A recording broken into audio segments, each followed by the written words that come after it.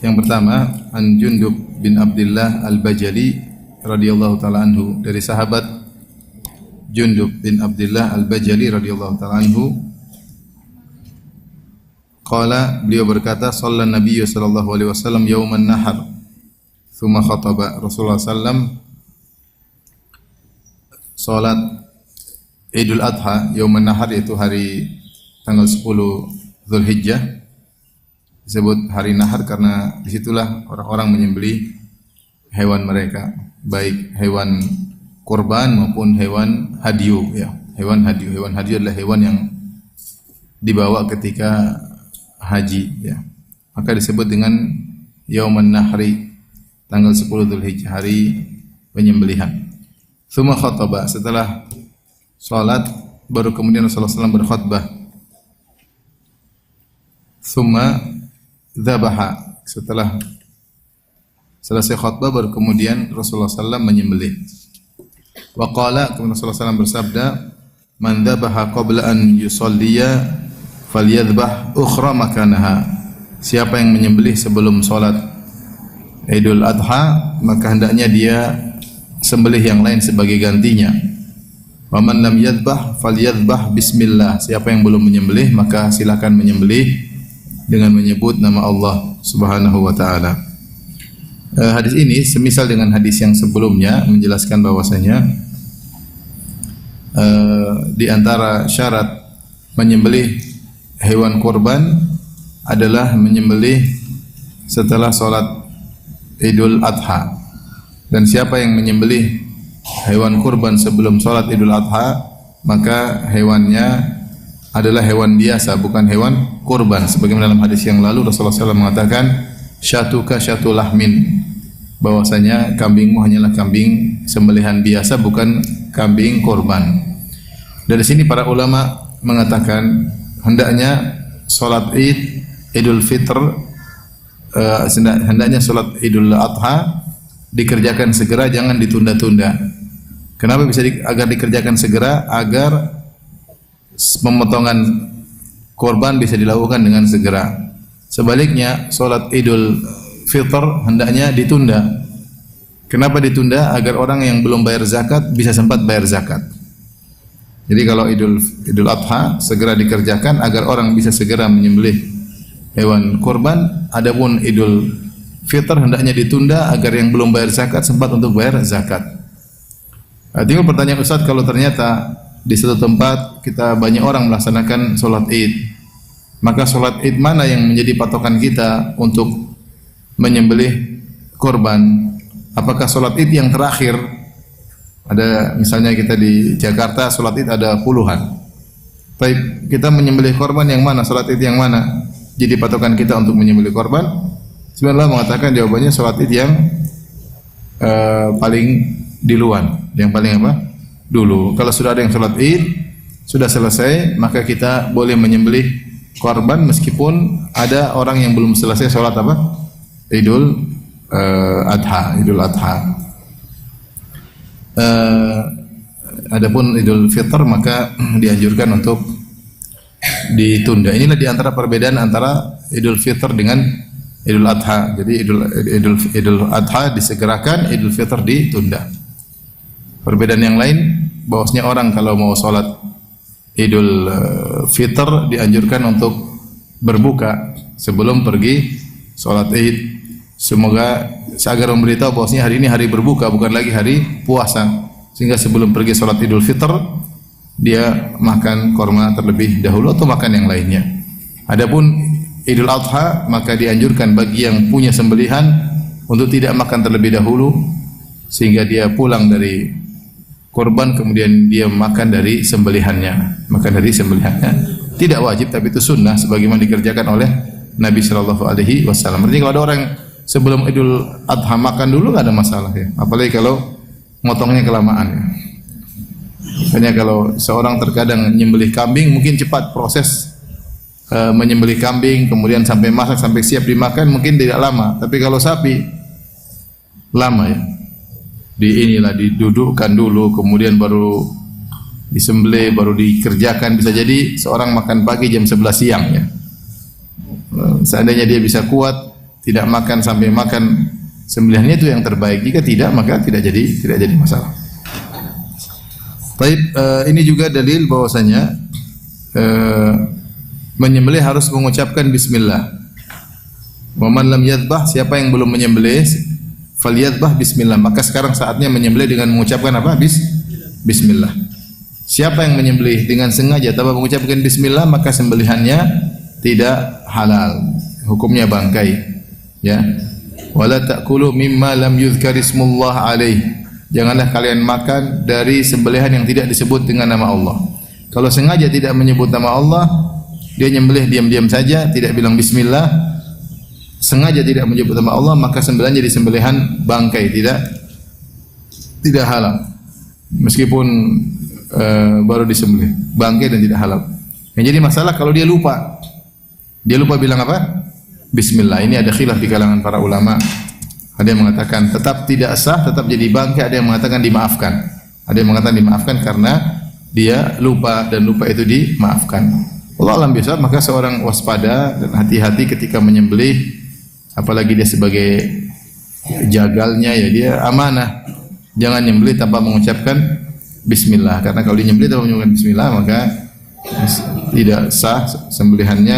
Jadilah sembelihan tersebut adalah daging bangkai, tidak boleh dimakan. Tidak boleh dimakan.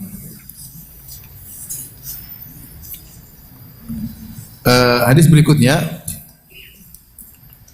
An Jabirin radhiyallahu taala anhu, dari sahabat Jabir radhiyallahu anhu, qala, dia berkata, syahidtu ma'an Nabi sallallahu alaihi wasallam yaumal Id. Aku menghadiri salat bersama Nabi sallallahu alaihi wasallam ketika salat Id. Fabada abis salat.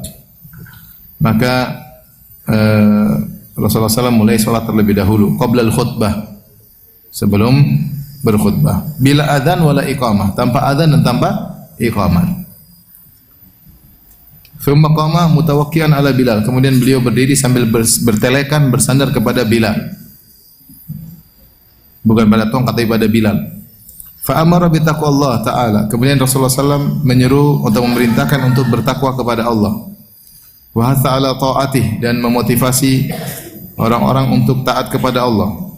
Wa wa'adhan nas wa dzakkarahum. Rasulullah SAW memberi wejangan kepada orang-orang dan juga memberi peringatan kepada orang-orang. Tsumma madha hatta atan nisa. Setelah beliau memberi nasihat dalam khutbah tersebut, tsumma madha hatta atan nisa, kemudian beliau berjalan menuju barisan para wanita. Fa wa'adhahunna wa dzakkarahunna. Maka Rasulullah SAW melakukan yang sama, beliau memberi wejangan, kemudian beliau memberi peringatan kepada para wanita. Wa qala, Rasulullah SAW bersabda, tasaddaqna, wahai para wanita, bersedekahlah. Fa inna kunna aktsaru hatabi jahannam. Sungguhnya kalian adalah mayoritas bahan bakar neraka jahannam. Fa qamat imra'atun min sitatin nisa.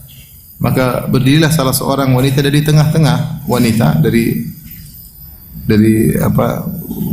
tengah wanita, saf'aul khaddain, yaitu ada semacam perubahan warna di pipinya, yaitu mungkin ada kemerahan atau kehitaman.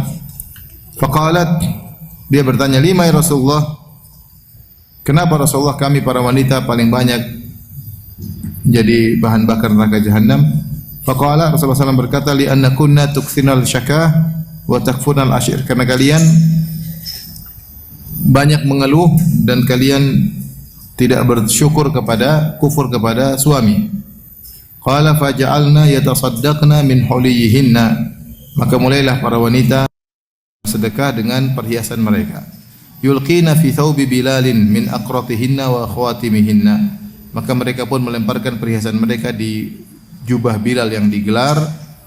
Mereka lempar anting-anting mereka dan mereka melempar cincin-cincin mereka.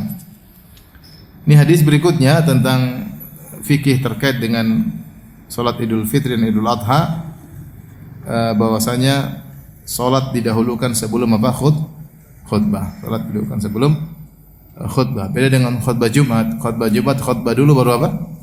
Salat. Beda dengan Arafah. Kalau hari Arafah khutbah dulu, azan baru salat. Ini ada 3 variasi ya.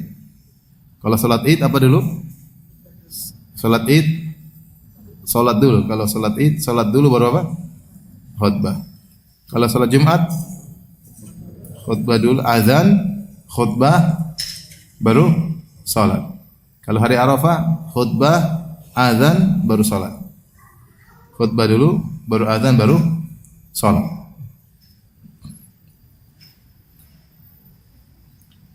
Kemudian bila adzanin wala iqamah. Ya. Oh, saya lupa kalau Id tidak ada apa? Tidak ada azan. Saya ulangi, kalau salat Id apa dulu? Salat baru apa? Khutbah, tanpa azan tanpa iqamah. Kalau Jumat azan, khutbah, salat. Kalau hari Arafah khutbah, azan, iqamat baru apa? Baru salat. Taib. Adapun salat Id maka bila adzan wala iqamah, tanpa adzan tanpa iqamah. Dan para ulama sepakat bahwasanya siapa yang adzan dan iqamat pada salat Idul Fitri, Idul Adha, maka dia telah terjerumus dalam bid'ah. Dan ini dalil bahwasanya tidak boleh seorang membuat ibadah-ibadah baru yang tidak dicontohkan oleh Nabi sallallahu alaihi wasallam. Semua orang sepakat bahwasanya adzan dan iqamat adalah baik ya. Tetapi Nabi sallallahu alaihi wasallam tinggalkan adzan dan iqamat. Padahal itu adalah adzan salat Id adalah hari syiar, hari apa? Syiar ya. Tentunya ketika dikumandangkan adzan atau iqamat di hari tersebut tentu sangat menyentuh hati kalau kita pakai perasaan, sangat menyentuh hati ya. Di hari yang agung tersebut ada adzan, ada iqamat. Tapi Rasulullah SAW meninggalkannya. Siapa yang melakukannya maka terjun dalam bid'ah. Dan para ulama menjelaskan cuma satu sebab kenapa dilarang adzan dan iqamat ketika itu? Jawaban cuma satu, karena Nabi tidak pernah melakukannya. Karena Nabi tidak pernah melakukannya. Kemudian Rasulullah SAW setelah salat Id beliau berkhutbah dengan berdiri, mutawakkian ala Bilal, sambil bersandar kepada Bilal. Mungkin beliau sudah capek atau sudah tua ya, atau lagi letih ya. Dan qadarullah beliau tidak membawa tongkat ketika itu sehingga beliau bersandar kepada Bilal. Kemudian beliau berkhutbah, yang isi khutbah adalah takwa kepada Allah. Inti khutbah adalah menyuruh orang untuk bertakwa kepada Allah, untuk taat kepada Allah Subhanahu wa taala. Wa adhan nas wa dzakkarahum. Rasulullah SAW beri wejangan dan beri peringatan. Setelah menasihati para lelaki, Rasulullah SAW berjalan menuju barisan para wanita. Kemudian beri wejangan kepada para wanita. Ini dalil bahwasanya saf lelaki beda dengan saf apa? Wanita. Ya, saf lelaki di depan, saf wanita di belakang. Kemudian juga dalil ketika itu bahwasanya ketika sholat di lapangan tidak ada pembatas. Ya, ada antara, maksudnya tidak ada hijab antara laki dengan apa? Wanita. Hanya depan dan belakang. Kemudian ini juga dalil bahwasanya dikhususkan khutbah atau nasihat buat para wanita. Cuma ini mungkin zaman dahulu ketika para wanita mungkin tidak mendengar suara Nabi sallallahu alaihi wasallam. Bisa jadi, atau bisa jadi Rasulullah SAW ingin menyampaikan nasihat khusus. Ada dua kemungkinan. Kemungkinan pertama, para wanita tidak mendengar suara Nabi sallallahu alaihi wasallam. Berbeda dengan sekarang kita menggunakan mikrofon. Kemudian kedua, mereka dengar tapi Nabi ingin menyampaikan nasihat khusus kepada mereka. Makanya ketika Rasulullah SAW menuju para wanita, materinya berbeda dengan apa yang disampaikan kepada para lelaki. Dua kemungkinan, tapi intinya Rasulullah SAW mengkhususkan nasihat kepada para wanita dengan berjalan menuju ke mereka. Ini juga dalil bahwasanya boleh seorang memberi pelajaran atau nasihat kepada para wanita langsung meskipun tanpa hijab, karena Nabi SAW langsung menyampaikan kepada para wanita. Tentunya kembali kepada situasi dan kondisi. Tapi kalau hukum boleh selama tidak timbul fitnah. Sebagaimana Nabi SAW datang langsung menuju para wanita dan menyampaikan nasihat kepada para wanita. Adapun isi nasihat Nabi SAW, Rasulullah SAW bersabda, "Tasaddaqna fa inna kunna aktsara hatabi jahannam." Wahai para wanita sekalian, bersedekahlah, sungguhnya kebanyakan kalian adalah penghuni neraka jahanam. Ini dalil bahwasanya sedekah adalah sebab utama untuk lolos dari neraka, terutama ibu-ibu. Sedekah adalah sebab utama lolos dari neraka jahannam. Artinya para wanita melakukan kesalahan yang sulit untuk mereka tinggalkan, maka Rasulullah SAW kasih solusi. Solusinya bersedekahlah. Kenapa? Karena kalian banyak masuk neraka jahannam. Solusinya dengan sedekah. Makanya diriwayatkan dari Ali bin Husain, ketika beliau bersedekah, beliau ditanya, kata beliau, shadaqatus sir tudfi'u ghadabar rabb. Sungguhnya sedekah yang dikerjakan diam-diam ya akan meredamkan amarah Allah Subhanahu wa taala. Tapi ini dalil yang sangat tegas bahwasanya sedekah sebab seorang selamat dari neraka jahannam. Makanya di antara hal yang diimpikan oleh seorang ketika meninggal dunia ingin bersedekah. Ya ayyuhalladzina amanu la tulhikum amwalukum wala auladukum an dzikrillah wa may yaf'al dzalika fa ulaika humul khasirun wa anfiqu mimma razaqnakum min qabli an ya'ti ahadakumul maut fa yaqula rabbi laula akhartani ila ajalin qaribin fa asaddaq wa akum minas salihin. Wahai orang yang beriman, janganlah istri kalian janganlah harta kalian dan keluarga kalian melalaikan kalian dari mengingat Allah Subhanahu wa taala. Siapa yang hartanya dan keluarganya melalaikannya dari Allah, maka sungguhnya mereka adalah orang-orang yang merugi. Wa anfiqu, dan berinfaklah dari sebagian rezeki yang kami berikan kepada kalian. Sebelum datang kematian kepada salah seorang dari kalian, maka dia pun berkata, fa yaqula rabbi laula akhartani ila ajalin qarib. Ya Rabbku, tundakanlah umurku meskipun hanya sebentar. Buat apa? Fa asaddaqa, agar aku bisa bersedekah. Aku ingin ditunda umurku meskipun 5 menit supaya bisa bersedekah. Di antara impian yang ingin dia lakukan kalau diberi umur meskipun 5 menit, dia ingin bersedekah. Ila ajalin qarib, sebentar saja. Aku ingin ditunda sebentar saja. Enggak usah 5 menit, 1 menit. Saya ingin bersedekah. Tapi kata Allah, wala yuakhirallahu nafsan idza jaa ajaluha. Allah khabirum bima ta'malun. Allah tidak akan menunda ajal seorang jika telah tiba. Oleh karenanya, bagi siapa yang memiliki kelebihan harta, jangan lupa untuk bersedekah. Di antara sebab utama agar seorang selamat dari neraka jahanam adalah sedekah. Terutama ibu-ibu, karena nasihat ini dikhususkan oleh Nabi SAW kepada ibu-ibu. Karena ibu-ibu yang biasanya hobi belanja. Ibu-ibu biasanya hobi belanja. Belanja ini, belanja anu, belanja ini, belanja anu, ganti ini, ganti baru. Semuanya ganti baru. Apalagi mau lebaran ganti baru, korden ganti baru. Kemudian kursi ganti baru, kulkas ganti baru, tempat tidur ganti baru, semua ganti baru. Suaminya jengkel, istrinya ganti yang baru juga. Jadi hati-hati, jangan sering belanja tidak pada tempatnya ya. Karena itu Rasulullah SAW mengarahkan bersedekah karena itu yang menyelamatkan seorang dari azab neraka jahanam.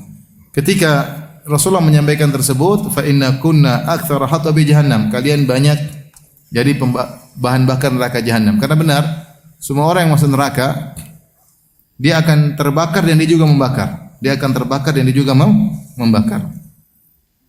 Innakum wa ma ta'buduna min dunillahi hasabu jahannam.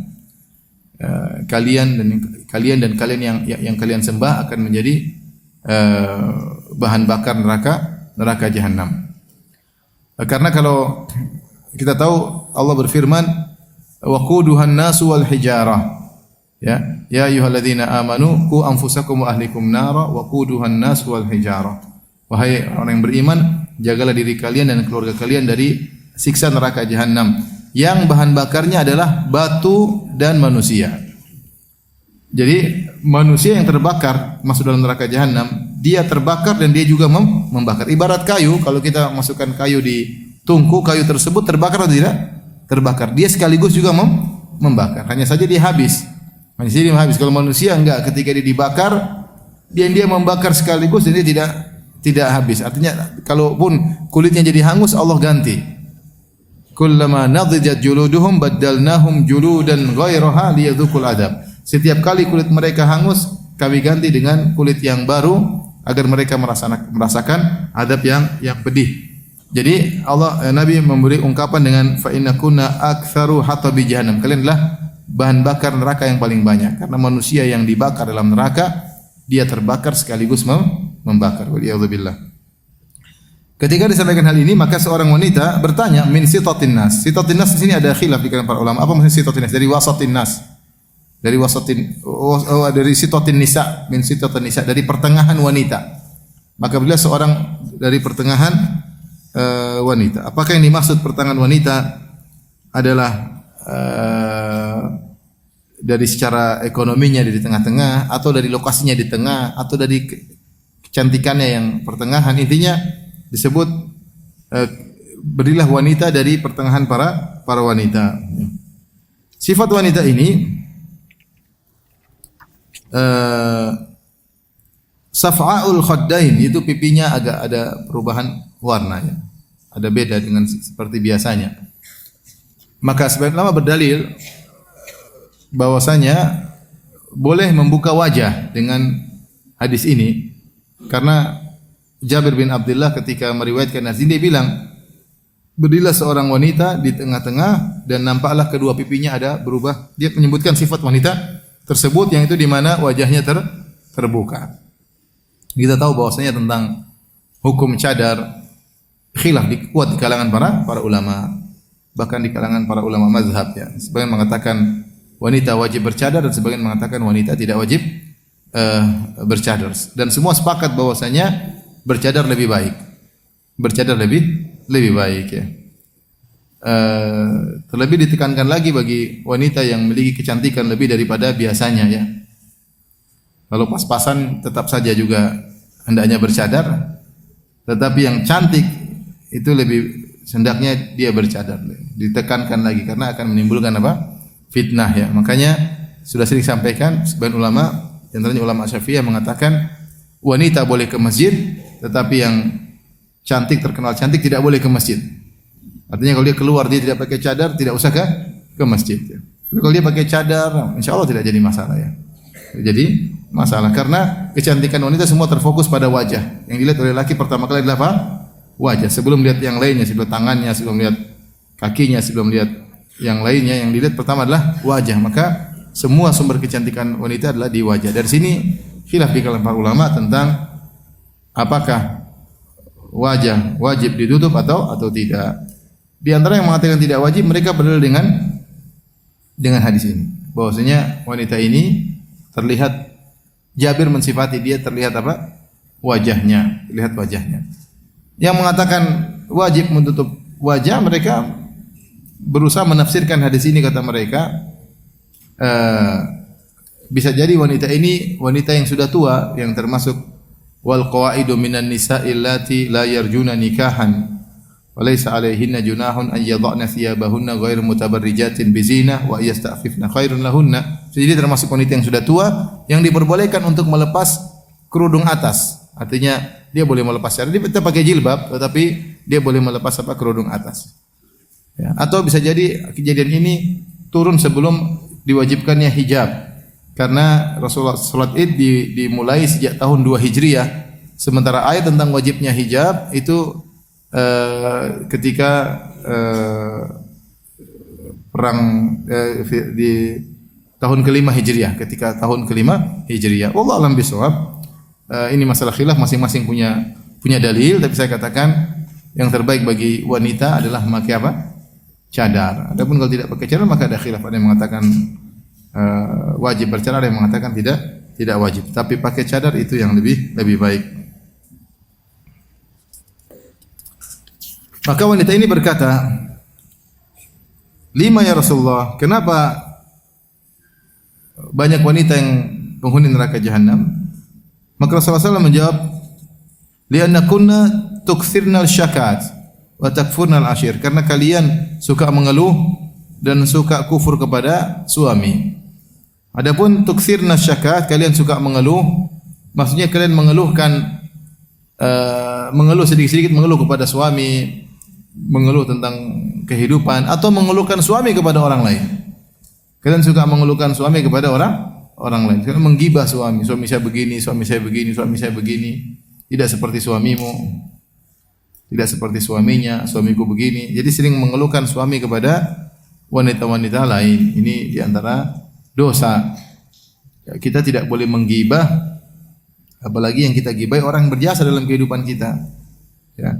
Menggibah orang jauh tidak sama dengan menggibah orang dekat. Menggibah teman tidak sama seperti menggibah suami. Harusnya kita menutupi aib suami sebagaimana suami menutup aib istri. Allah berfirman, "Hunna libasul lakum wa antum libasul lahun."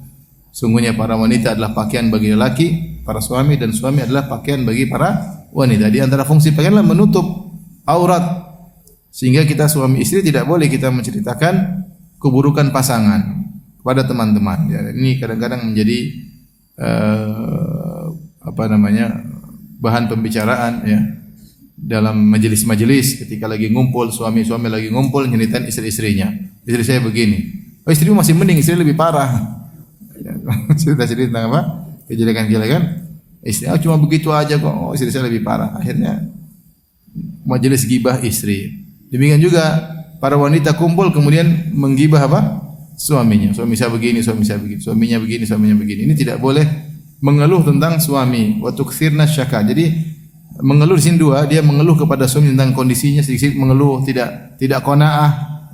Ini kok begini, rumah kok begini, mobil kok begini, tas saya sudah begini, HP saya begini, ngeluh melulu ya. Enggak pernah senyum, enggak pernah puas dengan pemberian suami, tidak pernah bersyukur, ngeluh melulu ya. Ini wanita yang sengsara ya. Bapak maju dikit, Bapak maju sedikit. Tolong maju biar yang lain di belakang.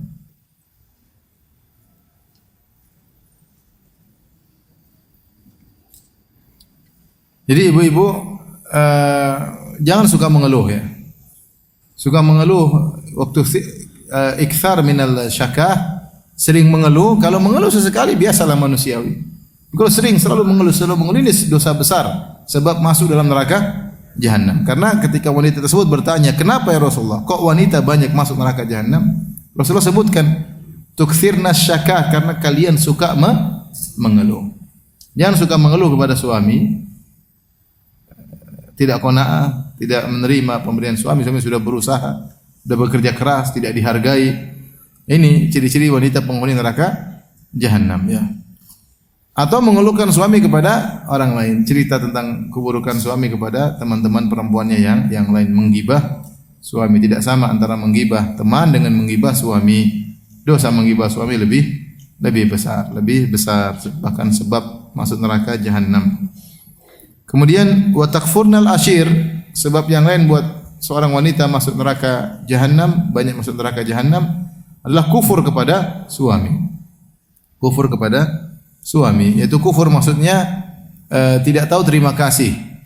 Tidak tahu terima kasih kepada suami. Makanya Rasulullah SAW mengatakan, "Lau ahsanta ila ihdahunna ad-dahra, thumma ra'at minka syai'an laqalat ma ra'aitu minka khairan qat." Kalau salah seorang dari kalian wahai para suami berbuat baik kepada istrinya selama setahun, kemudian istrinya melihat suaminya melakukan satu kesalahan, maka dia berkomentar, "Ma ra'aitu minka khairan qat." Aku tidak pernah melihat kebaikan darimu sama sekali. Ini terkadang wanita ini kalau sudah komentar, dia mengucapkan kata-kata yang menunjukkan penafian secara totalitas ya. Kamu tidak pernah sayang sama sekali sama saya.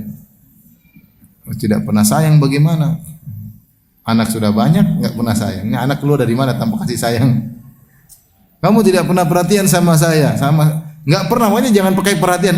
Boleh dia bilang, "Kamu Mas kemarin tidak perhatian, kemarin kayak tadi malam kayak tidak perhatian sama saya lagi butuh perhatian, kamu tidak perhatian." Tapi dia menggunakan kata-kata penafian secara total ini yang bahaya. Yang Rasulullah contohkan, "Ma ra'aitu minka khairan qat," ketika suaminya melakukan kesalahan, maka sang istri berkata, "Aku tidak pernah melihat kebaikan darimu sama sekali." Ya, ini yang hati-hati ibu-ibu, kalau ngomelnya dikontrol. Jangan menggunakan lafal-lafal yang menunjukkan penafian. Kamu tidak pernah sayang sama sekali kepadaku. Tidak pernah sayang, anak sudah 7, terus tanpa kasih sayang enggak mustahil. Kamu tidak pernah perhatian sama saya sama sekali. Kalau bilang kemarin kau tidak perhatian sama saya, atau kemarin sore, atau tadi siang kau tidak perhatian sama saya, oke lah. Tapi kamu tidak perhatian sama saya sama sekali. Gimana tidak perhatian? Badanmu sudah 70 kilo nggak pernah perhatian. Kalau saya nggak perhatian, kamu urus krempeng ya. Maksudnya ibu-ibu makanya kalau marah hati-hati ya. Tetap menghargai suami, jangan lupakan kebaikan-kebaikan suami. Marah biasalah, laki-laki marah, perempuan marah. Tapi jangan gunakan kata lafal-lafal yang menunjukkan penafian secara total.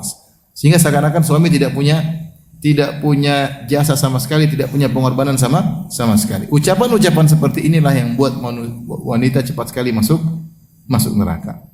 Ya. Membuat wanita cepat sekali masuk neraka.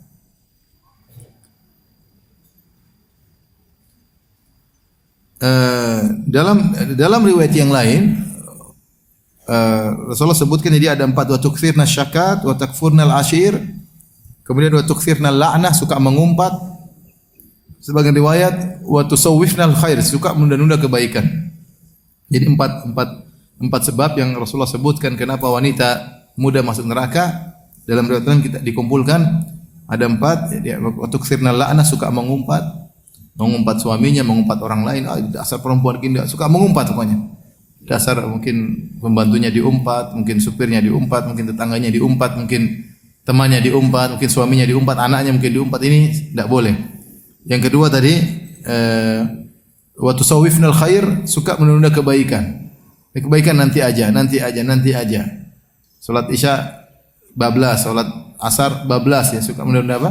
Kebaikan. Mau sedekah tunda-tunda, akhirnya tidak bersedekah. Mau salat qabliyah ba'diyah ditunda-tunda, suka menunda kebaikan, nanti saja ya. Sehingga banyak kesibukannya, lupa untuk berbuat kebaikan. Mau ngaji nanti, baca Quran nanti, akhirnya enggak ngaji, ya, akhirnya enggak ngaji, ya. Mau melayani suami nanti aja, akhirnya tidak melayani suami. Kemudian wa tukthirna syakat, suka mengeluh, wa takfurnal ashir, kufur kepada suami. Itu tidak tahu berterima kasih kepada suami. Oleh karena ibu dirahmati Allah Subhanahu wa taala, kita tahu taat kepada suami sebab utama masuk surga, dan sebaliknya membangkang kepada suami sebab utama masuk neraka jahanam, ya. Maka ketika para wanita mendengar penjelasan Rasulullah SAW, kalian banyak masuk neraka gara-gara suka mengeluh dan suka kufur kepada suami, dan Rasulullah suruh mereka bersedekah, apa yang mereka lakukan? Faja'alna yatasaddaqna, mereka langsung bersedekah. Min huliyihinna, segera mereka mengeluarkan perhiasan mereka, tidak tanggung-tanggung. Ini para sahabiat bukanlah orang-orang kaya di zaman tersebut. Mereka punya perhiasan terbatas, tetapi ketika mereka tahu bahwasanya sedekah bisa menyelamatkan mereka dari neraka jahanam, maka mereka segera bersedekah, tidak tanggung-tanggung. Yulqina fi thawbi Bilal min aqratihinna wa khatimihinna, maka mereka melepaskan anting mereka yang mereka pakai, terus mereka lemparkan ke Bilal. Mereka lepaskan cincin yang mereka pakai. Mereka, subhanallah, betapa cepatnya mereka menjalankan perintah Nabi sallallahu alaihi wasallam. Ini dalil bahwasanya ketika hari Id dianjurkan untuk apa? Bersedekah. Hari berkah, hari Id adalah hari berkah.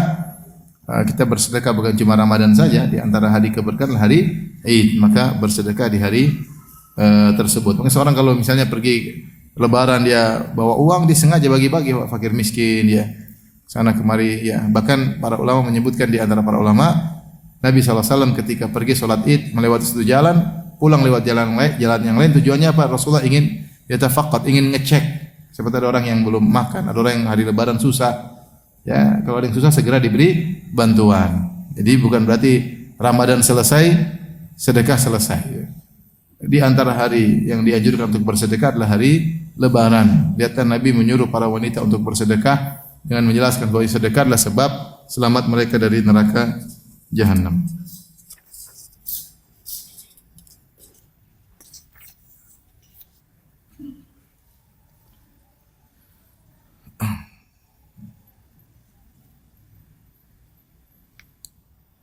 Baik, kita lanjutkan hadis terakhir, ya. Ini hadisnya cuma 3. Saya mau masuk bab berikutnya, tapi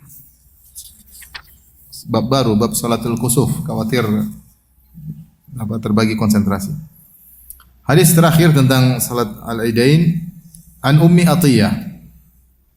Ya, Ummi Atiyah Nusaybah al-Ansariyah, namanya Nusaybah al-Ansariyah radhiyallahu taala anha. Qalat, beliau berkata, amarana ta'ni Nabi sallallahu alaihi wasallam, kata beliau, Rasulullah SAW merintahkan kami, an nukhrija fil aidain al awatiqa, agar kami pada hari raya kami mengeluarkan al awatiq. Al awatiq itu adalah wanita yang menjelang balik.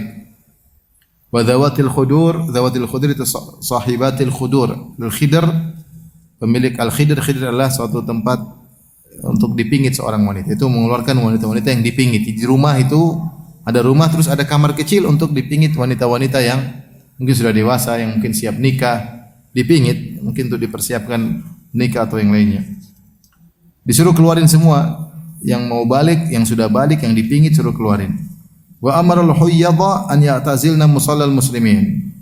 Dan Rasulullah memerintahkan para wanita yang sedang haid untuk menjauhi musalla, tempat salat kaum muslimin, salat Id. Wa fi lafdhin, dalam riwayat yang lain, kunna nu'maru an nakhruja yaumal Id. Kami para wanita diperintahkan untuk keluar pada waktu salat Id. Hatta nukhrijal bikra min khidriha. Sampai kami keluarkan wanita gadis-gadis dari tempat pengitannya. Hatta nukhrijal huyyadha. Sampai kami suruh para wanita yang haid untuk juga ikut pergi ke musalla untuk hadir salat Id. Fayukabbirna bi takbirihim, maka para wanita-wanita tersebut bertakbir mengikuti takbirnya para lelaki. Wa yad'una bi du'aihim, agar para wanita bisa berdoa dengan doanya orang-orang yang salat. Yarjuna barakata dzalikal yaumi wa tuhratahu. Meskipun mereka haid suruh keluar karena bisa ikut berdoa, ikut bisa bertakbir dan bisa berharap mendapatkan keberkahan hari tersebut dan kesucian hari tersebut. Itu diampuni dosa-dosa pada hari tersebut. Ini hadis ya tentang keutamaan salat Id, begitu agungnya salat Id sampai jangankan yang wajib salat, yang tidak wajib salat pun bahkan dilarang salat suruh ikut keluar. Itu wanita-wanita haid. Sehingga para wanita semuanya suruh keluar. Kita tahu bahwasanya wanita lebih afdal salatnya di rumah. Sebagaimana dalam hadis kata Rasulullah sallallahu la tamna'u ima Allahi masajid Allah. Janganlah kalian melarang para wanita untuk salat, untuk pergi ke masjid, untuk taklim atau untuk salat, untuk apa. Wa buyutuhunna khairun lahun. Dan rumah mereka lebih baik bagi mereka. Rumah mereka lebih baik bagi mereka. Artinya kalau wanita salat di rumah lebih afdal daripada kalau dia salat di masjid. Ini antara pemuliaan syariat terhadap wanita. Kita kalau laki-laki kalau ingin dapat pahala yang terbaik, kita salat di masjid. Wanita di rumah lebih baik daripada kalau dia ke masjid. Namun tidak dilarang kalau dia ingin ke masjid. Ada ingin dengar taklim atau ingin lebih khusyuk salat karena salat di belakang imam dengan suara yang merdu, yang sesuai dengan tajwidnya, tidak jadi masalah, ya. Tetapi di rumah tetap lebih baik. Akan tapi ketika salat Id, Rasulullah SAW suruh wanita keluar, semua suruh ikut. Kenapa? Karena ada nilai syiar,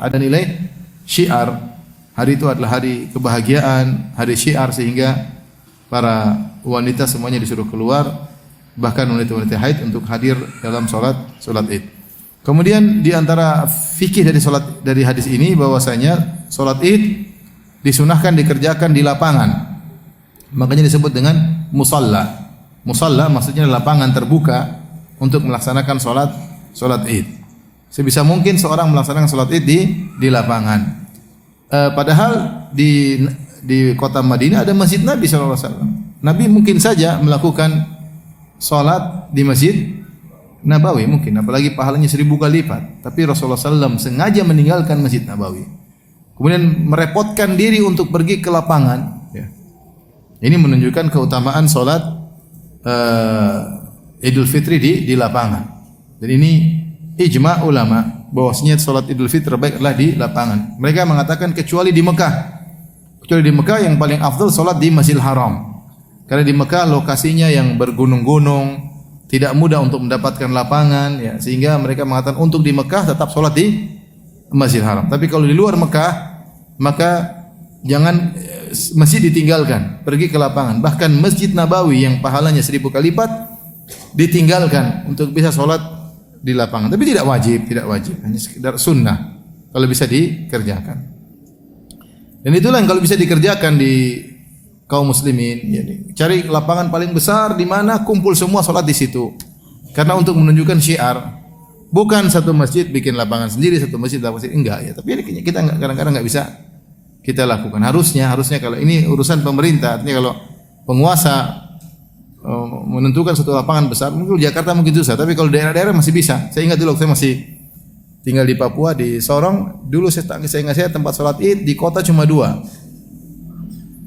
Di Kampung Baru sama di Remo. Jadi situ lapangan luas, maka semua orang salat Id di situ. Jadi salat cuma terpusat dua tempat. Jadi benar-benar syiar. Apalagi kita tinggal di tengah-tengah non muslim waktu itu. Jadi itu benar-benar apa? Syiar ya. Sehingga semua kumpul dan itu yang memanage adalah penguasa ya. Kalau ada lapangan besar maka semuanya. Tapi kalau tidak ada lapangan besar seperti kondisi di Jakarta sekarang ya mungkin masing-masing bisa melakukan salat. Tapi tujuan lapangan itu bukan sekedar lapangan ya, paham maksud saya? Tujuan salat di lapangan itu bukan sekedar lapangan, tapi maksudnya adalah syiar supaya bisa terkumpul orang rame, bisa terlihat, bisa wanita bisa datang rame, bisa kumpul, lapangan terbuka, takbir menggema, itu maksudnya. Maksudnya bukan sekedar lapangan di pinggir masjid, enggak, bukan itu maksudnya. Tapi ya kalau kita tidak bisa lakukan yang sebisanya.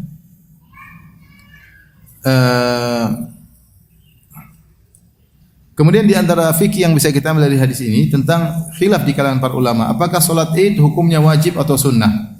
Madzhab Hanafiyah mengatakan bahwasanya ini dipilih oleh Syekh Al-Utsaimin rahimahullah taala bahwasanya salat Id hukumnya wajib. Salat hukumnya wajib. Kenapa wajib? Karena sampai Rasulullah SAW menyuruh wanita haid keluar dan perintah, hukum asal perintah adalah wajib.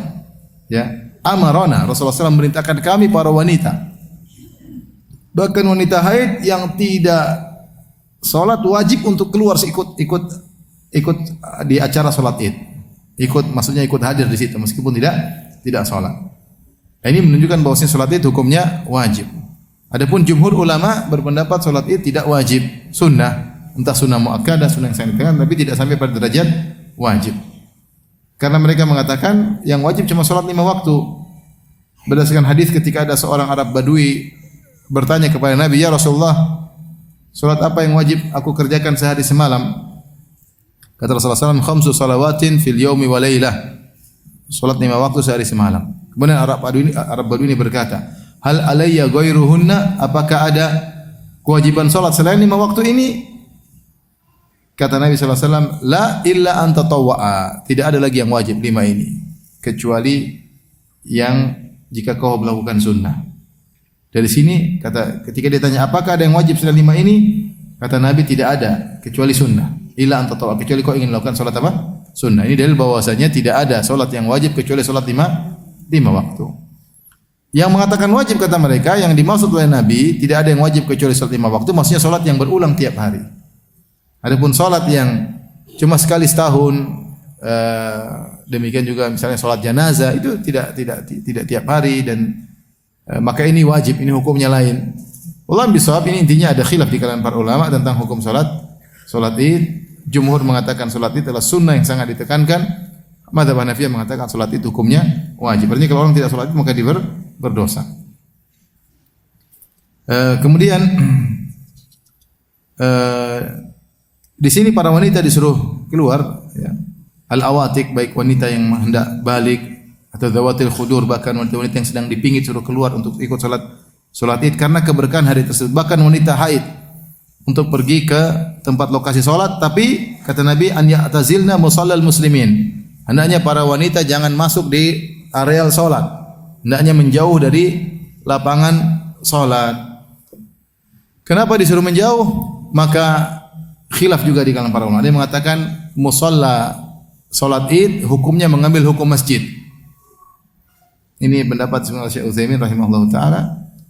Pendapat lain mengatakan wanita disuruh meninggalkan musalla ya khawatir memotong-motong salat karena saf nanti terputus-putus kalau ada mereka di situ. Ada Allah alam bisawab, karena kalau kita bilang musalla mengambil hukum masjid agak susah ya karena tidak ada tahiyatul musalla ya. Yang ada cuma tahiyatul apa? Masjid ya, tahiyatul masjid ya. Dan musalla tersebut bukan masjid karena tidak dilaksanakan salat 5 waktu di situ, sehingga mengatakan musalla lapangan mengambil hukum masjid agak berat ya. Saya lebih cenderung bahwasanya para wanita dilarang untuk di musalla agar tidak memutuskan saf-saf apa?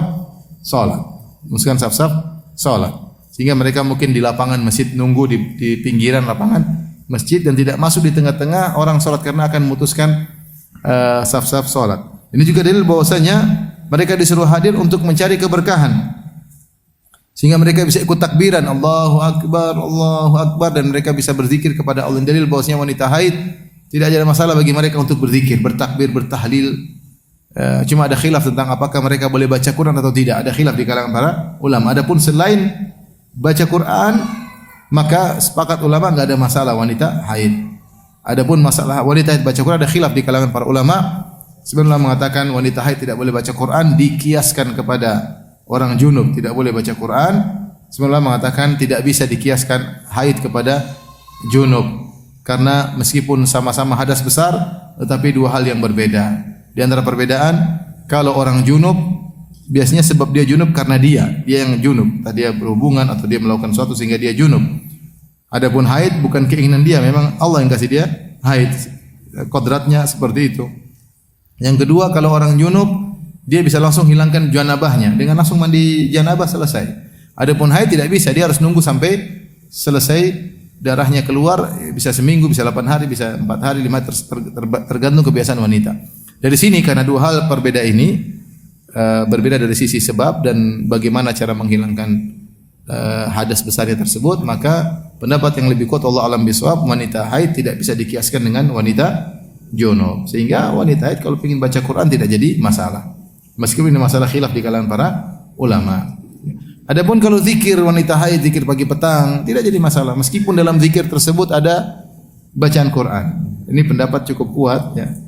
Seperti orang junub, ketika seorang junub sedang junub, bolehkah dia zikir pagi petang? Jawabannya boleh.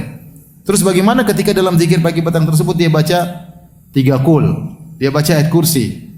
Sebenarnya mengatakan dia enggak usah baca, sebenarnya mengatakan dia baca karena dia tidak sedang qiraah, tapi dia sedang membaca sebagai zikir untuk pagi petang. Wallahu alam bisawab. Tapi intinya wanita haid tidak dikiaskan kepada junub sehingga boleh baca Quran. Kalau baca Al-Quran boleh, apalagi berzikir. Di sini disebutkan para wanita, termasuk wanita haid, bertakbir dan dengan takbirnya orang-orang di situ.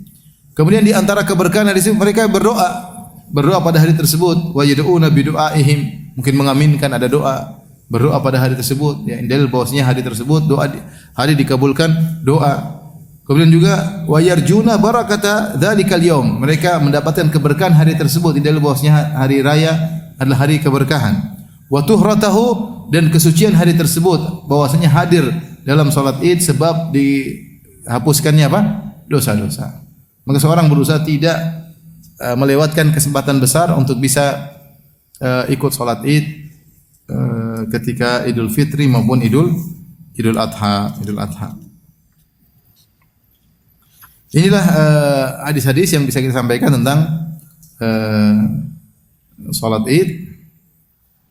Adapun tata cara salat Id, maka tata cara salat Id bisa dikerjakan dengan dua cara. Pertama, salat biasa seperti kita salat biasa, seperti salat Jumat. Yang kedua dengan menjalankan sunnah, yaitu dengan takbirat zawaid, dengan takbir tambahan ya. Takbir tambahan 7 takbir di rakaat pertama, kemudian 5 takbir di rakaat kedua. Adapun perinciannya maka ada khilaf di kalangan para ulama. Ada yang mengatakan bahwasanya 7 takbiratul ihram masuk dihitung, ada yang mengatakan 7 takbiratul ihram tidak dihitung. Sehingga kalau sama takbiratul ihram jadi 8 takbir. Kemudian baru takbir intiqal berpindah kepada ruku. Kemudian juga khilaf kapan takbiratul zawaid tambahan Allahu Akbar kapan dibaca. Ada yang mengatakan begitu takbiratul ihram Allahu Akbar langsung Allahu Akbar 1, Allahu Akbar 2 sampai 7. Setelah 7 baru baca doa istiftah, baru baca ta'awudz. Ini pendapat. Ada yang mengatakan Allahu Akbar istiftah dulu, doa istiftah baru kemudian takbir 7 kali baru ta'awudz. Ya. Ada yang mengatakan takbiratul ihram istiftah ta'awudz baru takbir tambahan. Ada khilaf dengan para ulama. Tapi intinya 7 takbir, rakaat pertama 7 takbir, rakaat kedua 5 takbir. Kemudian apakah ada bacaan di antara takbir-takbir tersebut? Ini juga khilaf di kalangan para ulama ya. Dalil sahih dari Nabi SAW tidak ada, tapi ijtihad sebagian sahabat atau ulama membolehkan untuk berzikir di antara takbir tersebut ya. Yang tidak baca apa-apa juga tidak jadi masalah ya. Ini di antara. Dan takbir zawaid tersebut hukumnya adalah sunnah. Artinya kalau ada orang meninggalkannya sengaja atau tidak sengaja tidak perlu sujud sahwi. Wallahu alam bisawab. Demikian saja kajian kita. Insyaallah kita lanjutkan kesempatan yang lain. Subhanakallah bihamdik asyhadu an la ilaha illa anta astaghfiruka wa atubu ilaik. Assalamualaikum warahmatullahi wabarakatuh.